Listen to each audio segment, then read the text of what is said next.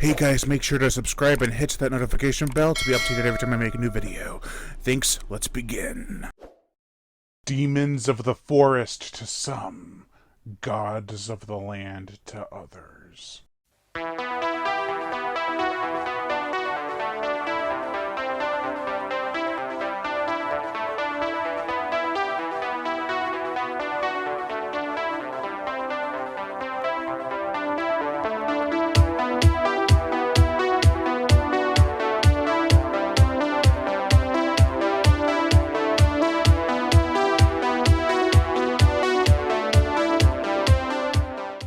The Valley of Tooth and Claw. This is the 2019 novel by McInally, and it's more so a novella.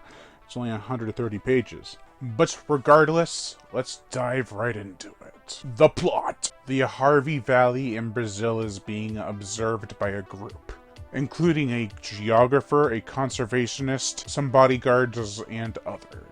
What do they all have in common? They're about to stumble into a prehistoric landscape filled with dinosaurs, and natives who are not too happy to see them there. This book is a bit of a hard one to read, let alone review. I think that is mainly due to the fact that there's this huge action set piece early on, and then everything slows down to a grinding halt after that. The only thing that could salvage it would be interesting characters. However, only one of them is really noteworthy. Still, I'm gonna go through most of them and try to give them the benefit of the doubt. Kate Miller, who's the geographer, admires the location and is not afraid to get confrontational with people that annoy her. She serves as a good reader's perspective.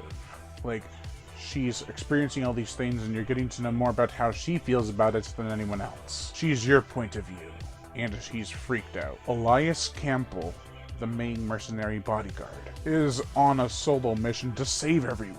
He goes through the most shit and does not give up. Gregory Trenton, a conservation biologist who studies endangered species, is a mysterious character.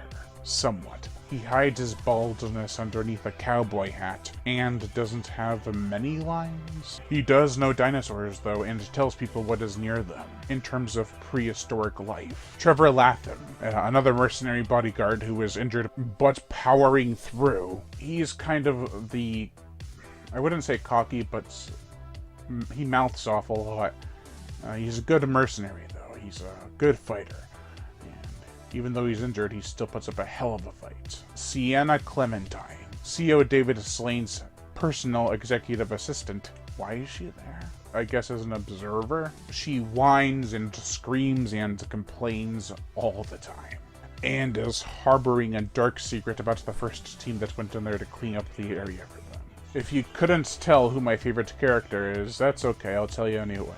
It's Elias Campbell. He deals with the most, but constantly pulls up his bootstraps and powers onward to rescue the rest of the team, or what's left of them.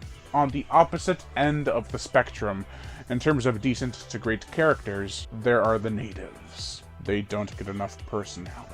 There's a priest amongst them, warriors like one dubbed Scarface by their captured, and other miscellaneous natives. Beyond looks they give their captured, and one's desires to be the leader of the tribe, which is brought up like once, they're very uninteresting. Trevor Latham really wants to fight Scarface, but even that falls short. No, it's not a short battle that ends abruptly or terribly. It's like in Predator, if the titular monster goes around Billy instead of fighting him off screen. It's an extra layer of bullshit. That doesn't mean I didn't enjoy some things about this book. The dinosaurs are pretty cool. It starts off with what most of the characters call raptors, but I think they're actually Eutheraptors or something like that. I don't really remember. And from there we get a saber-tooth, a Carnotaurus, and a Spinosaurus, and some more, I think. The Spinosaurus is looked upon by the native tribe as a god. There's this eerie scene, which the thumbnail for this video is based on, where our characters are tied to sticks when a shadowy figure makes its way towards them from the ocean. It's revealed to be the Spinosaurus, and it picks one of them off. I will not spoil who, but I'll just say, it ain't pretty. The gore! There isn't as much bloody goodness as, say, McInally's other dinosaur outing, Flux, which I recently reviewed. I'll leave a link to it up here or whatever. But there is some stuff to satisfy. We get bloody bullet hits, dinosaurs munch on people. The usual dinosaur action horror fare. The dinosaurs in this book feel big. Rawr. That isn't a scene where a guy is trying to outrun the Carnotaurus, and every time he gets away, he'll start to see the shadow crawl over him again.